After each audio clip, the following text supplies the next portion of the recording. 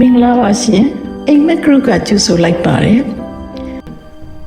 စက်တင်ဘာ9ရက်10ရက်မှာလက်ချက်တော်မှာဖြစ်ပါတယ်လက်ချက်ချင်းနဲ့အတူ time traveling လို့ခေါ်တဲ့အချိန်ခီးသွားခြင်းနဲ့ပတ်သက်တဲ့ true story လေးတစ်ခုကိုဝေမျှပေးချင်ပါတယ်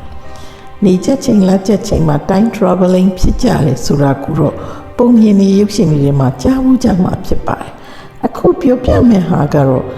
true story တခုပါကျွန်မနဲ့ရင်းနှီးတဲ့မိတ်ဆွေတယောက်အသက်50ကျော်အမျိုးသမီးတယောက်ပေါ့နော် Texas USA မှာနေပါတယ်သူမရဲ့ကိုယ်ပိုင်ရေကူးကန်ပေါ့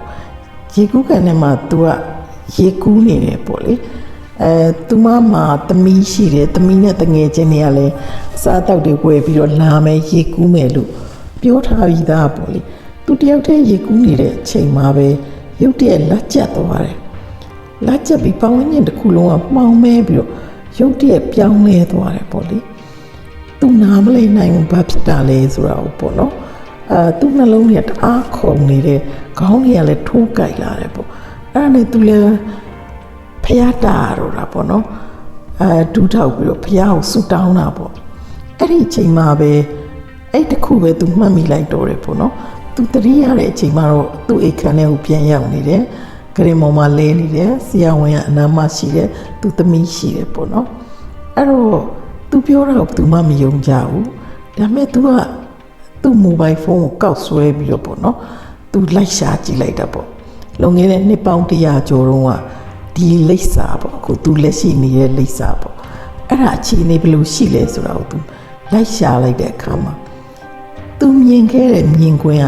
1973ခုနှစ်ကဖြစ်နေတယ်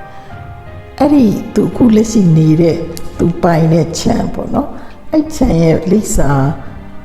ပိုင်ရှင်နာမည်အကုန်ပါတယ်ပေါ့နော်အဲ့တော့မှသူဘာဖြစ်တယ်ဆိုတော့သူသိသွားလိုက်တယ်ပေါ့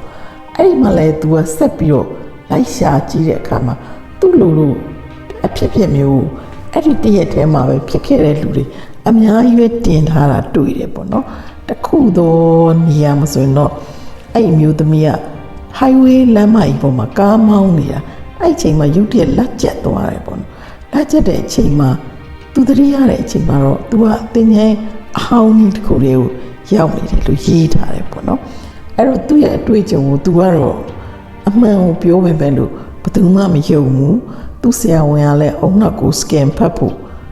တိုက်တွန်းနေပေါ့လေသူသမီးကလည်းမယုံဘူးပေါ့အဲ့တော့ဒီဟာတော့ true story ကိုဝေမျှခြင်းသာဖြစ်ပါတယ်ကျမရဲ့ကိုယ်ပိုင်အတွေ့အကြုံရတော့ဒီလိုလက်ချက်ချိန်လိုနေချက်ချိန်လိုတဝိုက်မှာမက်တဲ့အိမ်မက်တွေပေါ့နော်အဲ့ဒီအိမ်မက်တွေမှာလူတွေက